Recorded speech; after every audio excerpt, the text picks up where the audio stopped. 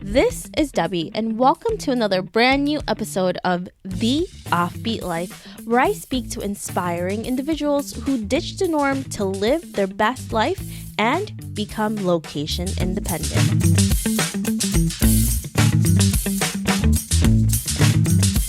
This week, I speak with Donald Adler, who is a pop culture expert and social media coordinator at Bravo TV. Although known as the most interesting person you will ever meet and the queen of Instagram stories by many, Donald was not always so self-assured, and it took an unconventional gap year to finally get the courage to be his true self. This gap year allowed him to embrace himself fully and follow his passions despite all the incredible obstacles he has faced. Today, Donald works for Bravo TV and lives out his dream as a pop culture expert and diva. Listen on to find out how to live out your dreams and move forward in life despite the obstacles you may face.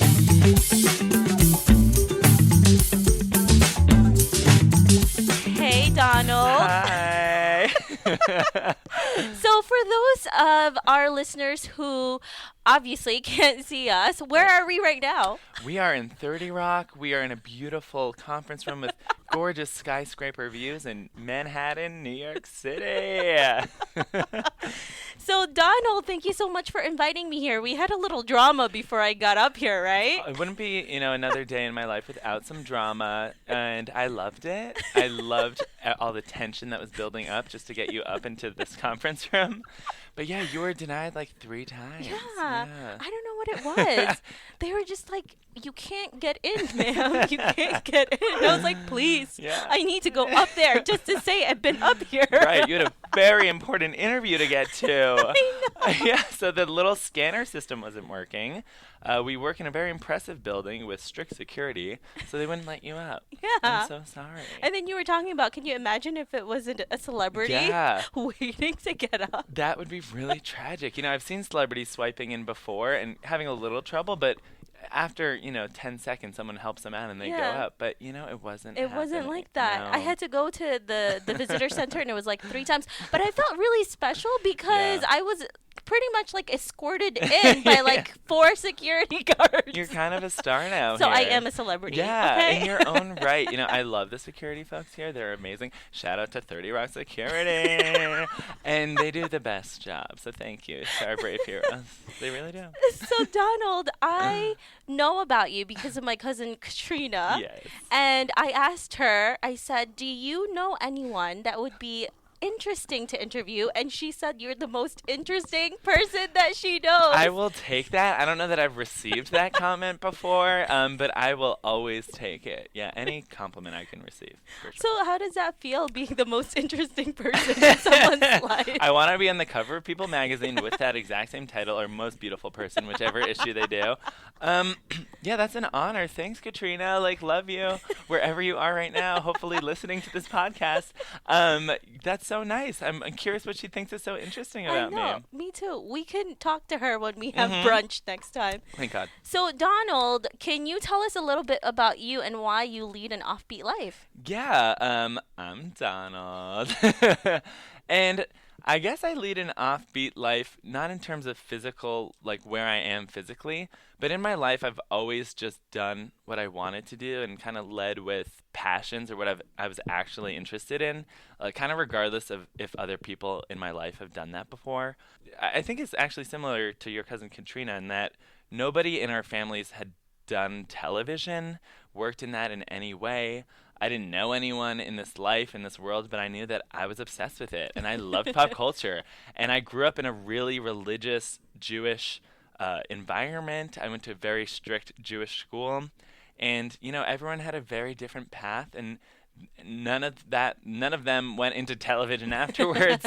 And I said, this is what I want to do. And so I think that makes me live kind of an offbeat life. I think I kind of march to the beat of my own drum, or however you say that phrase. So that's one thing. I did, in terms of physical traveling, I have led an offbeat life before. So I've done that.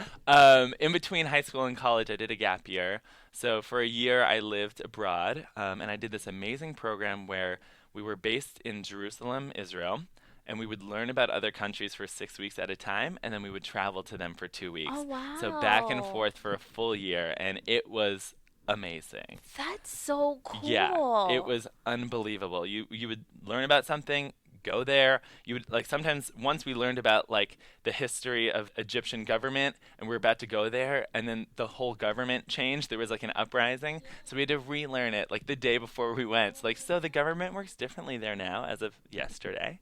That was when they had the revolution, right? Yeah, I like the actually was brotherhood. there. Yeah, oh really? Right, 3 months after Oh the my revolution. Oh Can you my believe that? God. This was when I was still a photojournalist, Yeah. and then I was supposed to do a shoot in Palestine, Oh my and they God. blocked it because of all of the bombings that was happening. Yeah. And then I had to go to Egypt to do a different story, and yeah, it was Yeah, crazy. like insane. I think we ended up no, I know we ended up not going to Egypt because there was just so much uproar that we're like, you know what? We are like 18 and 19. Maybe let's not.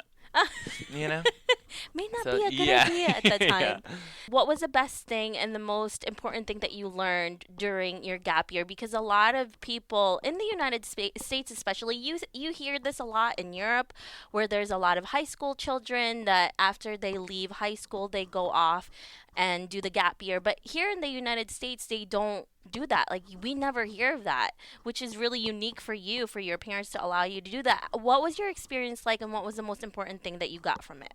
So I went to this very religious Jewish high school growing up, and so I mentioned that because almost everyone I went to high school with, they did do a gap year, but a lot of very Orthodox Jewish people, which I'm happy to break down and explain, they'll they'll go to Israel the year after high school and do a year of intense Bible study. So it's from morning until night. All you do is study the Bible. And that wasn't the path that I was going to take, and I was very clear about that. I kind of got shunned from my school when I mentioned that's not the path I want. Oh, wow. Yeah, they said it was, somewhat despicable, that I was doing a disservice to myself and my religion, and yada, yada, yada. And I said, I would rather travel and live my damn life. And I went on a program that was completely pluralistic, which means that every form of Judaism was accepted. You could be totally unreligious, you could be very religious, you could be somewhere in the middle. Being abroad, I kind of, for the first time, I got to surround myself with all different types of people. Even if a lot of them were Jewish, at least I had a difference in perspectives. And it was a super open minded program. So I felt like I was in a new country with new people, and I got to just be myself 110%. And I've always been myself, but I felt so physically removed from the world that I grew up in that I was like, I'm going to just go super hard and be myself. So is this when you came out? Yes. Okay, Yeah. so we just want to make that Yeah, clear. yeah. That's specifically what I meant. So I had I went to Israel on my gap year without even the intention of coming out. The impact of just being so far removed from the world in which I grew up, within 1 week of me being there, I made the decision to come out. And I didn't even have that on my radar. But I met a new group of people, and they were all like, is this kid gay? You're And like, you're questioning yeah, it? I was like, what do you mean? I don't know what you're talking about. But so everyone I grew up with, I went to school, the same school from kindergarten to 12th grade. Oh my So gosh. no one really thought of me in any sort of way. We just Yeah. grew up together, and I was just Donald. When I went on this gap year, they were like, "Oh, who's this openly gay kid?" Because I just seemed openly gay. Yeah. I've always been exactly who I am. Yeah. So it was a little confusing. And I went on the program, and there was one other person who had known me before. So a lot of people asked her, "Is that kid gay?" And so the rumblings kind of got back to me, and I said, "You know what? I am. So why don't I just come out right now?" And so I just did it. Yeah, it's amazing, Donald, how getting out of your comfort zone and what you had at home led you to finally be who you really are 110%. And traveling can definitely do that. It's really insane sometimes how you could be honest with people that don't really know you more than the people that know you your Mhm. whole life. Yeah, you feel like you can just open up about anything, and they don't have the context, or they're not going to go back to your family or they're your friends at home, so you can just tell them whatever. And I ended up doing that a lot and leaning on these people a lot to get me through that because I was like, they're totally attached from the rest of my life. They became a part of my life, but in that moment it was easy to open up. How was that transition like? Now you finally came out Yeah. abroad, Yeah. and then coming back home. Yeah. What was that like? Well, I came out fully when I was abroad. So what I did was from September till February of that year, I slowly came out, like, very calculated. I was so serious about it. In retrospect, I wish I had a little more fun with it. Yeah. Towards the end, I did because I was getting bored. But You were getting bored. bored of this whole serious, like, there's something I need to talk to you about. I need to tell you something about myself. Like, I'm just not that serious of a person. As you can So- all hear Yeah. from Donald. As you may have guessed. So to have those many sit-down one-on-one conversations, it was taxing for me. Yeah, I was very calculated in the order I wanted to tell people. So I wanted to tell, my mom and my dad first, and so they didn't hear from anyone else. And then, my closest friends, and I just wanted to Wait, make are sure. you an only child? I have a brother and a sister. Okay. They also found out. Or I told them. But yeah, so I was very, very careful about it, and I wanted to do it. But by the time February came around, everyone in my life, even back home, they knew. So I, wrote my dad a letter and then spoke to him on the phone because I didn't get to see him in person. My mom came to Israel to visit me, and I came out to her in that week. So I made time to have those moments. And then I came back, and there was kind of that awkward moment, like when I saw people for the first time, like, I came out. Are we going to address that? Or there'd be a moment where they're like, I'm very proud of you. Aww. And I'm like, thank you. You're proud Steve of from math class. Has something ever happened to you after you came out where someone who was also closeted came out as well because of you and what you did? I would say I'm an inspiration. You know what? I have to say, I was in a fraternity in college, which might end up being a whole nother part of this podcast episode. But I was in a very straight fratty fraternity, and I was the only gay person in it. That you know of. A few came out afterwards. No yeah. way. So I was very openly gay from the moment I walked in that door until, every second of my life. But it was kind of fun for them to have a gay guy in the frat. I could drink just as hard as them. I'd bring a bunch of girls to the party, but I wouldn't compete with them. So it was a whole thing. It's actually better. Yeah, I was like, I'm No bringing you. competition. Yeah, I pitched myself that way. I was like, I'll drink you under the table. I can dance harder than you, and I'll bring all these girls. So how about that? Worked out well for me. But yeah, after I came out, there was kind of a waterfall of a few guys who came out afterwards. Wow. And it was really nice. And also, back to me being an inspiration, on my gap year program, so I'd come out the whole year, and it was really lovely to see. I was with a group of 60 people, and so I came out, and they as a whole really showed me support, even though a lot of them were religious in their own ways. As a collective, there was a lot of support for Donald coming out. It was an emotional thing for the whole group. And the last week of the program, there was one guy who nobody would have ever expected he was gay, and he asked if he could sit down with me, and I was like, I have no idea what he wants to talk about, but okay. And he was like, I'm gay. Oh my gosh. And he said it was really heartwarming to see how the rest of the group accepted me, so that helped him. So that I was like, yes, this is what it's all about. And I became his gay life coach. Aww. And we had a beautiful time just helping him get to a place where he was comfortable. So I was a gay life coach once, but it was for free. So you could still do that now, and you Yeah. can charge people yeah, for if anyone it. wants to hit me up on Instagram, I'm an amazing life coach or gay life coach. Please send your invoices directly to me via DM. And that's that. So, Donald, you have gone through a lot already. You're still really young, but you're in a really great position right now. What do you do exactly? Tell us. Yeah, so I work at Bravo, and I do their social media. So Bravo is a network under NBC, and so they have a lot of unscripted shows that people might know, like the Real Housewives franchise, a personal favorite of mine. So Real Housewives of New York, Real Housewives of Atlanta, Real Housewives of Dallas, Real Housewives of Potomac, Real Housewives of New Jersey, Real Housewives of OC. Okay, so I'm gonna stop, but I can continue. And then They should do that show for gays. Yeah, I know, Right. I know. Oh, the Real House Come Husbands. on. I've thought of it. I might pitch it.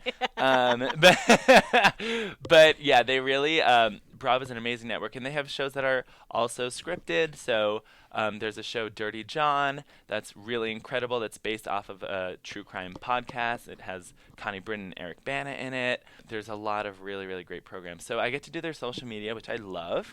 I'll do their Facebook, Twitter, Instagram, and YouTube. And there's a lot of shows on the network. So it's kind of finding ways to support all of them, which is a fun challenge. This is like your dream job, yeah. Okay? This is your dream job, and you got it, and you love Housewives, the Housewives. So this is really even, great. it's like a cherry on top of a really big cake you already had. It's really great. A gluten-free, carb-free cake. Organic. Soy latte cake. So you have this incredible job. You've gone through all of these different changes in your life, and you came out and you've traveled.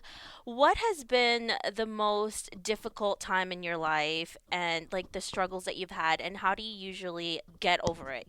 I don't think I've gone through too much that was that difficult. I never see myself as a victim. So sometimes I have close friends who might reference a time in my life. I was like, oh, that must have been really hard. And I'm like, I'm sure it was, but then I went to brunch the next minute, and then I went out dancing that night. So like, I don't think of it like that. But, when I was in high school, I was in a really, really, really religious school and setting, and, teachers saying how horrible it was to be gay, and I was gay, so that definitely wasn't great. I was fully closeted, and so that I just felt like I didn't get to fully be myself. I still acted the same, so like my mannerisms and such like haven't really changed. Maybe I'm more exaggerated now. In those moments, I just knew that there was like more for myself, and so that got me through. I was never like, this is stupid and I hate this. I never like acted out like that. I just kind of sat there calmly, and I was like, I know that there's more for me. Yeah. And so I'm going to get there. And I might have to be a little patient and wait until I'm out of this setting, a.k.a. high school, but a.k.a. religiousness. I waited, but I still never stopped being myself, as I said. So I was actually the president of my high school. I was very public, open person there. I can see that. Thank you. I was like totally student council, pep rallies, like rah, rah, rah. But because that's the only thing I felt like I had to contribute is like my personality. So I still contributed it, but I was like, by the way, let's just not reference how gay I am. Yeah. So in those times, I know I always like see the light, and it gets better. I think coming out was really hard in the beginning, but I didn't have like a really rocky road. Like I didn't have, no one shunned me from my family or excommunicated me. Yeah. I think it would be unfair of me to claim any sort of victimhood, because a lot of people have it so much worse. And you know what? Everyone has their struggles, and everyone is valid to how they feel and entitled to that. But I don't feel like a victim in any way. But it's also your mentality, right? Yeah. Because you could. Yeah, you could say a lot of things. You could have that victim mentality, and a lot of people do, which is really a shame, because if you change your mindset, then it doesn't become that way, and you could change whatever destiny and future you have with the way you're thinking, and you could definitely change other people's mindset from that as well. I mean, talking about you being an influencer in a lot of ways, and they see how positive you are and how you handled coming out and all of these different life decisions that are really hard for a lot of people, and you just kind of went there and you did it, and then other people see that as well, and that's you influencing how they think about things, which is amazing, and I love that. I really learned two major things when I came out throughout this journey that stick with me every day. The first is, you have to be as open-minded to people as you want them to be to you. So I remember when I first came out, I was like, well, I guess I'll never be friends with straight guys again, because they're going to think I'm weird, or they're not going to want to talk to me, and blah, blah, blah. And then when I went to join a frat in college, I was really nervous about that. It was a bunch of straight guys, but I was being closed-minded to them. I didn't know. I knew that I had to be open-minded towards them. A lot of them didn't care. Someone was like, yeah, I have a gay cousin. I have other stuff going on. They're like, your life is not really that important to me. Exactly. Right now. And that's the second thing that is truly the number one piece of advice that I've ever my favorite piece of advice that I've ever received, and I think about all the time, is that nobody cares about you as much as you care about you. So it's a really harsh reality to sink in. But I remember when I was super nervous to come out to like my friend from chemistry class or, anyone, my aunt Susan, I got advice from someone telling me that, like, listen, as much as you think this is going to rock their world, you're going to tell Aunt Susan. She's either going to be surprised or supportive, and then she's going to say, what should I have for lunch? And then she's going to go to work, and then she's going to say, what should I have for dinner? And then she's going to go to bed and be like, what should I watch before bed? No one's sitting around thinking about you all day. Even if they're your close family or friends, no one thinks about you as much as you do. So that is something that I share with people whenever they're in a time of crisis of, oh, it's so awkward. I can't go into work. This thing happened last week. I said, listen, no one's sitting around thinking about you. They're thinking about themselves. They have their own problems to try to solve, seriously. You have people who love and support you, but they're not thinking about you as much as you are. And that's why you need to take care of yourself as well, because no one's going to do that more than you are. Yes, hashtag self-care. Literally, like cucumber mask, all of that, for sure. And brunch. Yes, that's a form of self-care. You're putting nutrients into your body. Exactly. Avocados, for sure. Yep. So you talked about the best advice that you got. What is the worst advice you've ever received? Probably anyone who's advised me to go towards the route of what makes the most financial sense. So being like, TV sounds really fun, but you should do something a little more stable or a little more predictable, or what are the benefits like? And those are all great practical considerations. It's a form of privilege in that I don't constantly worry about that. But I think that playing it safe and just having a steady life and kind of pursuing my hobbies on the side is not how I wanted to go. I wouldn't fit in a place in which I did that. I can't imagine you being like a bank teller or a lawyer. No, could not. No, you could be a good lawyer because you'd be super dramatic. Yes. Right? I'd be like, order in the court, bitches. And that would be my episode of Law and Order. And it would be, a highest rated episode for sure. So that was just basically to not pursue a passion of mine and kind of go a more predictable route is the worst piece of advice. You only live once, so you should do what you actually like. And I was honored to just quote Drake there in YOLO. But you really do. And I have a lot of friends who do jobs for jobs. And I'm like, is being an eye doctor the dream of your life? And it might be, but I'm like, is it? You are a life coach. Yeah, exactly. Listen to this, guys. I'm inspired by myself right now. I would take this advice and run with it. You should re-listen to yourself over and over again on this podcast. I'm going to, and I'm going to probably cry. Yeah. I'd be like, he's so brilliant. Do I know that guy? And then you'd look in the mirror and say, it's me. Yeah, it's me, snitches. This is me. Warms my heart. Donald, let's fast forward to 50 years from now, and you're looking back at your life. Wow. What legacy do you want to leave, and what do you want to be remembered for? That is so deep. I love it. I feel like I'm in an episode of This Is Us where it fast forwards and then comes back and I'm still here. And you could listen to this 50 years from now and see. And I will. It will be on my phone or whatever device we have then, like a chip in our brain. Probably. I would love to have left some sort of legacy in media and pop culture. I got into television because I was obsessed with pop culture.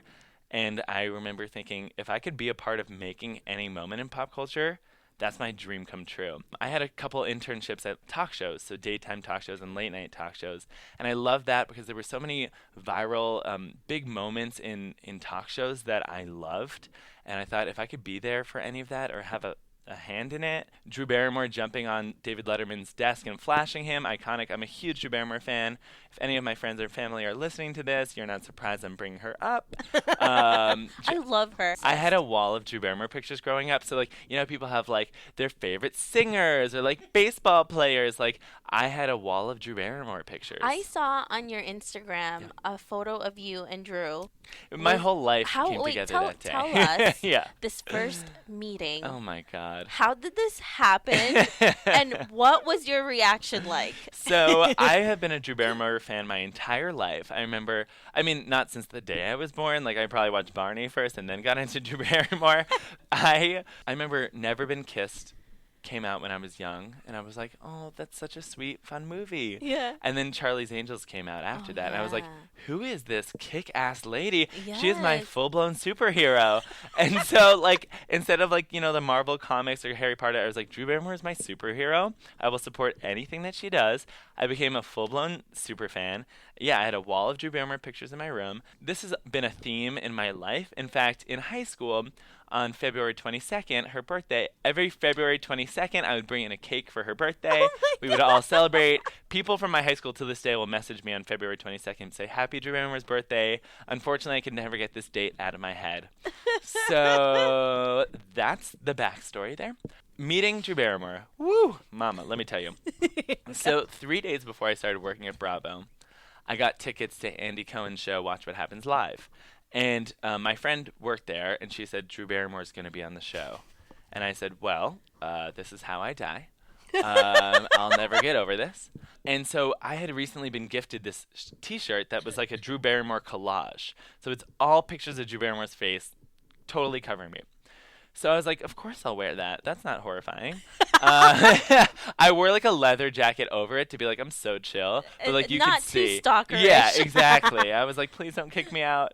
Anyways, they had sat me in like the back of the studio, and it's a really small studio, but still, it wasn't too easy to see my shirt. So they went through the whole show. They introduced her. I was like, oh my God, I have chills. Like, there she is. We're in the same room. I love her so much. But I was being very respectful of her. I wasn't like cheering out like, hey, Drew. This is her time to appear, to promote her show. I'm here to support her. So the show ends. Stand up, clap for Drew. Love you so much. And then Andy Cohen sees my shirt. Drew Barrymore is still in the studio. And he goes, oh my God, that shirt is amazing. And he goes, Drew, look at this. And he calls me over. He says, come down here. And so she goes, oh my God. Aww. And so I walk down to her and I embrace her. We have a big hug. And I was like, I love you. And the whole audience stands up and like, woohoo. Because they all knew. A lot of people were talking to me about my shirt beforehand and asking like, oh, you must be the biggest Drew Barrymore fan. So everyone stood up and supported. They started taking pictures of us together. And I didn't even know what to say. I just hugged her and I said, it's all for you, babe. And she goes, thanks. Like, what does that mean? I was like, all of it. It's all for you. My whole life. Yeah, since birth. So we had a beautiful, beautiful embrace, and I'll never forget it. People say, like, oh, I'll never wash my arm again. Like, I did wash my arm, like, that evening I took a shower. But, yeah, it was a really, like, culminating moment in life. And then I found out I got this job at Bravo, and I was like, this is fate, y'all. I think you got the Drew Barrymore mojo right there afterwards. Like, things just went up from there. Exactly. So now we need to get you another meeting with Drew. I mean, there was a movie called My Date with Drew, and it's about this Jewish guy who's obsessed with Drew Barrymore. And felt like I was watching myself. And he ultimately gets a date with her, and it's like the sweetest thing. And I just want that exact scene in my life. And that's all I'll say about it. We need to make this happen. Yeah. A petition or Everyone something. Call your senators. Make this happen. Please. I need it. So let's get to some more fun questions. Love it. I mean, all of your answers are fun. I nerd out on interviewing people like you, who's so inspiring. Oh, stop it.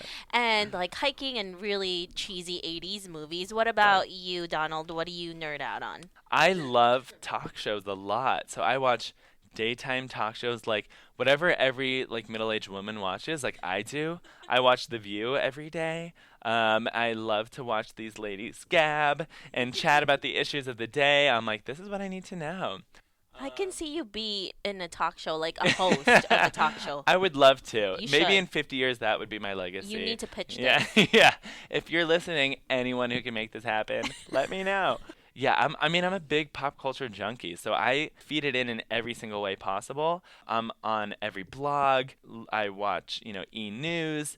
There's a lot of Instagram accounts that I'm obsessed with that feed you celebrity culture. So one of my favorites ever is Comments by Celebrities. Shout out Comments by Celebs if you're listening. I love them so dearly, and it's literally an Instagram account that aggregates just the best celebrity comments of the week on Instagram. I need to check that out now. It's so funny because you just see like how celebrities are commenting to each other, if they're being witty or not, how they're being playful. A lot of times like this account will break news because it'll kind of reveal like how, you know, some celebrities are talking with each other, and it's truly the best. And they have one specific to Bravo as well, which warms my heart. So it's just Bravo celebrities talking about Bravo celebrities, which is amazing. Yeah, like what I nerd out about is really just pop culture moments. So wait. Yeah. You nerd out on something else. What? Dancing. Oh my God. Come on. Were you not going to talk about that? Because every time I go to your stories, I see you dancing. Okay? Yeah. I wouldn't say I'm a trained dancer. I'd say like in the club I could dance. I haven't taken a formal dance class, but you don't need to. Yeah, thank you so much. Something that I've become obsessed with is there's this workout class in New York City called 305 Fitness, and it's the most insane thing in the world. Pretty much, it's like so 305 is the Miami area code. So this workout class kind of replicates a Miami nightclub. So there's a live DJing class. There's flashing lights. You're twerking on the wall. You're doing your damn thing. There's photo booths. Everyone's really extra. I've never felt more at home. Sometimes I'll go at 7 a.m. and it's like a quick twerk before work, and it's really hashtag twerk that. Before. Yeah. So I've definitely gotten a few dance moves through them. But yeah, I really love to dance. Usually like out and about. I've never taken a dance class, nor will I ever. But, you know, get a few drinks in me, and I will be on the gram, dancing around, showing the world, being like, this is what the world deserves to see. So you traveled a lot for that year when you were in Israel. Yeah. What has been the most life-changing meeting that you have since you've traveled to so many different places, even if it's here in New York City, that has been really instrumental to you growing as an individual? Okay, I have this answer. So, of course you do. Yeah, I have it ready. When I was in college, my freshman year, so I was still like, I knew I wanted to work in entertainment, but I'd never met anyone who has done that. So I was kind of just generally taking media classes. One day, they said, oh, we're going to have an alumni week. And during that week, you can meet people in entertainment. So I was like, cool. I looked at the roster, and I was like, some of these people are interesting. We'll see. And then I saw one person on Friday morning, and they said, this person is a producer at The Late Show with David Letterman. His name is Brian. And I said, oh, my God. Like, he's coming here? I'm going to meet this person who's a producer at David Letterman? That's insane. It was like 8 a.m. on a Friday morning, and in my college, like, I had no Friday classes, and everyone went out Thursday night. And so I definitely did go out Thursday night, but I was like, I'm getting out of bed, and I must meet this person. And I did, and he was just talking about his life and how what he does day to day and how he, you know, produces for celebrities and gets on the phone with them and asks them questions and works with the research team to come up with the questions, and he's on set every day. And I was like, oh my God, I could be that person. That's insane. I had a lot of questions during the speech, and I went up to him afterwards, and I said, hi, Brian, Donald. My question is, how do I be you? And he was like, can you be a little more specific? And so I was like, how did you get there? This is insane. We spoke and we kept in touch, and he became like really like a mentor towards me. And so getting into the Late Show with David Letterman, it was like a prestigious internship. Like, it was very hard to get into. So he couldn't just give me an internship. Even though he did put me in touch with the HR person, they were like, you don't have any TV experience. And I was like, you don't have any TV experience. I mean, I guess you do, like 30 years of it. But so then I didn't get that, and I let him know, like, hey, I didn't get it, but thank you so much for setting me up. I can't even believe that. And summer was approaching, and then, you know, a couple weeks before summer, he reached out and said, hey, my friend is hiring at Joy Behar's talk show, which Joy Behar was a host on The View, and she had a separate talk show. He said, this could be a great experience if you want to get some, you know, production experience, and then you can maybe apply to David Letterman later. I did that, and it was the most amazing thing ever. It was my first time working on a talk show. It was super small, so I got to do so much. They really trusted me. I would work closely with talent. I would, you know, get all the green rooms ready and meet them at their cars and all that. that was great. And then that show ended, and my boss from there went to the Rachel Ray Show, which is another daytime show. And so she brought me there as an intern. And then that show shares a building with the Wendy Williams show. So I interned there. And then finally, after I had all those experiences, I applied to the Late Show with David Letterman. And I got this internship, and it was a dream come true. So me meeting him was really fortuitous. And, I still reach out to him every day. He's the executive producer at The View now, which is like, oh my God, I'm obsessed with The View. And he's brought me there before, and it was so amazing. So thank you, Brian. Yeah, so meeting him was really, it's what set me off on my full path. Whenever you have someone that you really admire, and sometimes you're really afraid to talk to that person because you feel like they're way above you and you're too scared to go up to them. And a lot of people in your situation that was in your school probably wanted to do the same thing that you did, but they didn't take the step to do it, and you did, Donald. And even when you had that setback by not getting into the David Letterman show, you still kept going. And I think that's really what separates most people from success, is just keep trying even though you are given setbacks and failures. And I say this all the time, it's not failure, it's just a way for you to learn what you need to do in order to get there. And that's exactly what you did. I think in life, and then another thing I've learned is like, all you can do is ask, and worst case scenario, someone will say no. You just have to ask for what you want and somewhat put it out there. And something I learned from this person, Brian, who was like my mentor, is that I asked to meet with him for coffee, and he was like working at the Late Show. I came into New York City. He was like, oh, absolutely, I would love to. And he would always make time to meet with former Muhlenberg alumni. Muhlenberg is the college I went to. Regardless of, what was happening, he would make time. And he said, it's important for me, someone did that for me, and I always make sure to do that if someone asks me for an informational interview. So now I always make sure, like, if anyone asks me, I will make time. It's not that I'm that busy, but but I'll absolutely make time because someone did that for me. And if I can make a connection for someone that will get them in the door, I'm so happy to do it. So yeah, I will always do that because that's what got me into entertainment. Paying it forward, it really comes back to you, and you don't know where those people are going to be. They may be your bosses someday. 100%, you never know that. And not even that, just take that off the table. Even if they never get to that place and they went off to do something else, it's just being a good person and just making sure that you're supporting others who are interested in it, because you could be the one who makes it or breaks it for them. You know? I don't see, I completely agree. I don't think there's any value in not helping people. I understand being competitive and wanting the most for yourself. I was in the NBC Page program here, which it's so hard to get into. It's hard to get into. I heard it was harder to get into as a Page than going into Harvard. So I am super smart to all you listeners. Thank you for acknowledging that I'm better than Harvard. Statistically, there's some stat that it's harder to get into this program. It was the best thing I've ever done in my life. It was my dream. I was obsessed with it. I did all those internships with the hope of applying to the Page program because I was obsessed with NBC growing up. And I wrote my college essay about how much I love it. And so, I'm ride or die. So I love how every obsession you've ever had, you pretty much accomplished it. It's been really great. At some point, I was like, oh my God, I feel so lucky to have these passions and then be able to, fulfill some of them and experience them and live out some of my dreams. Throughout the Page program, that was the best opportunity. Is there were so many moments where I would look around and be like, this is my literal dream come true. I don't understand how I'm here. Were you just pinching yourself every day? Constantly. To the point where I was like, okay, I'm getting bruises and people are going to be concerned. But yeah, it was a dream. But the reason I bring it up is we were in a group of 22 people who all started at the same time, and we were constantly competing against each other. So you're all up for the same kind of rotations in the program. And so we were all competing against each other, but we made a rule as a group, as a cohort, that we were going to be completely transparent and completely supportive of each other. So if 5 of us were up for the Saturday Night Live position and one of us gets it, we will cheer them on.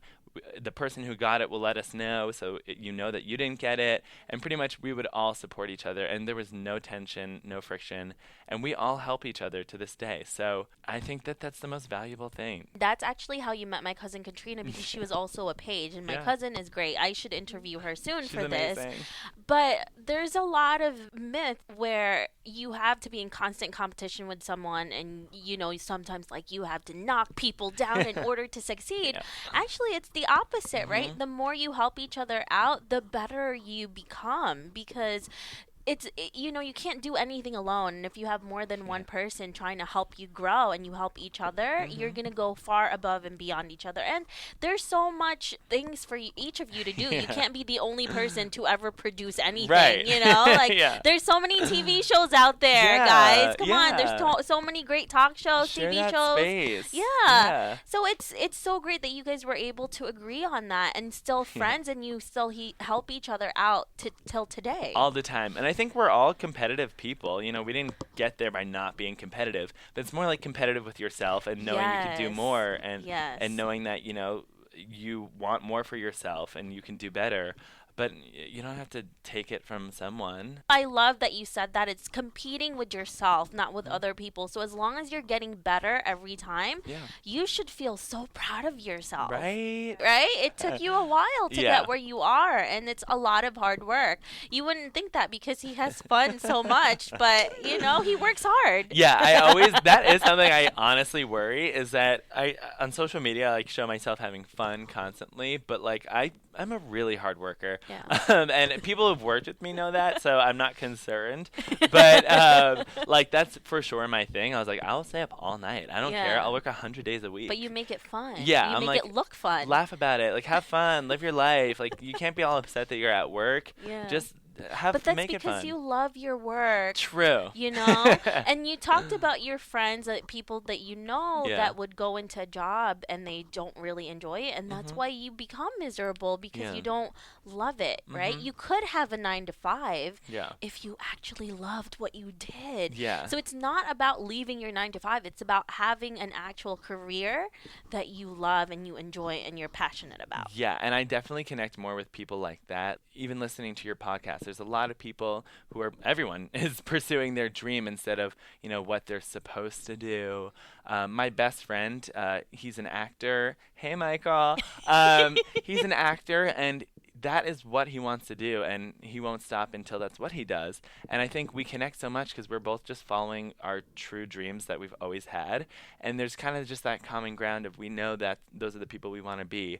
And so it helps you connect in a way that's different than, the rest of your friends.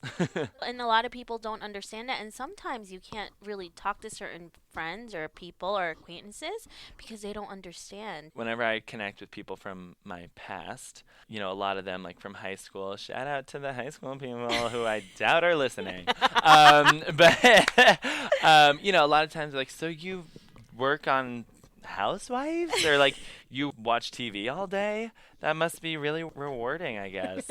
And I'm like, it's my full truth, so don't come for me. And I'm proud of it. So, is there any question that you wish people asked you more of?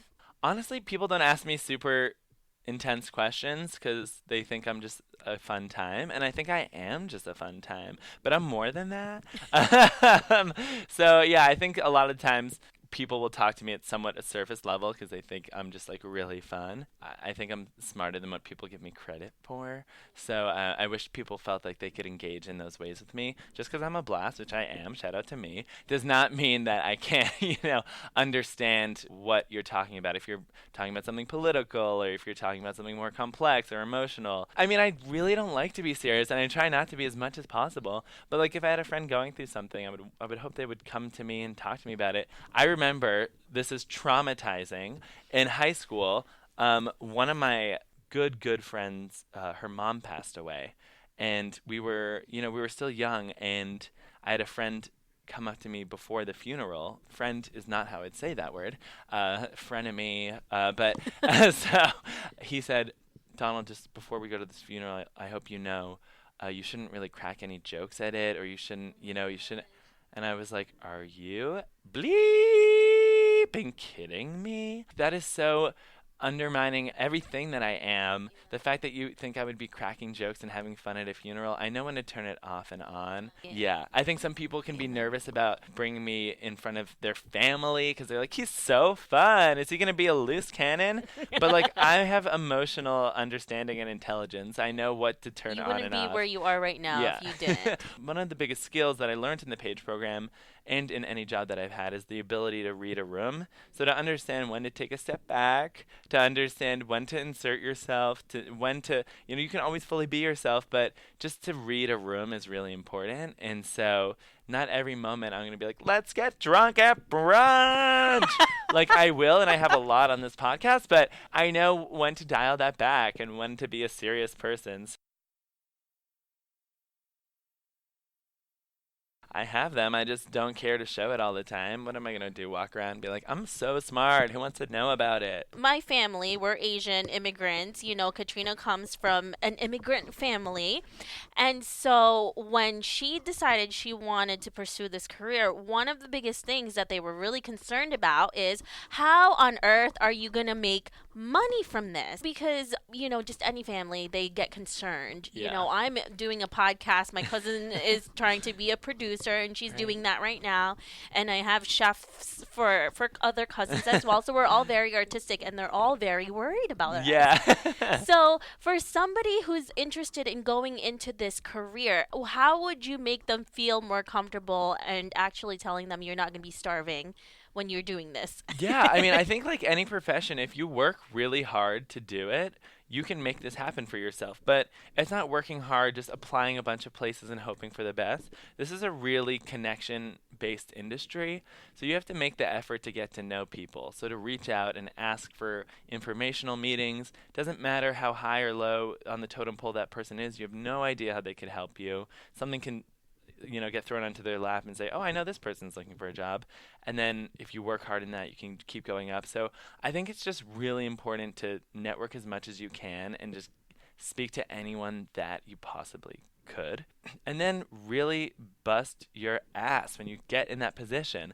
Like, do everything. Be the person who everyone wants to work with. Always smile when you're given a task. You never make someone feel bad about asking you to do something. So yeah, I think that those are things that people should know. You can make a life for yourself. No, I don't make as much as a banker does, but no, do I need to? I live a great life, and I don't, I'm very happy with it. If that's your passion, there might be some sacrifices, and that you might not be, an ultra millionaire, but you might, depending on where your path takes you. You never know. Bankers may have a lot of money, but look what they have to do to get it. Right? Exactly. So I don't know if I want that much money to do what they do. I'm like not your typical Asian. I hate math. I'm bad at math. Anything with numbers, Donald, don't talk to me. Same. So I guess I'm not your typical Jew because I don't know finance stuff. But here I am giving finance advice. That's right. Yeah. Yes. And also make sure you listen to the extended interview because Donald's going to give us a lot of tips on how to create a really incredible Instagram stories. Yes. Right, Donald? You're going to do that for us, right? You're going to learn something new today. Your followers will thank you. Mm-hmm. So if our listeners want to know more about you, where can they find you?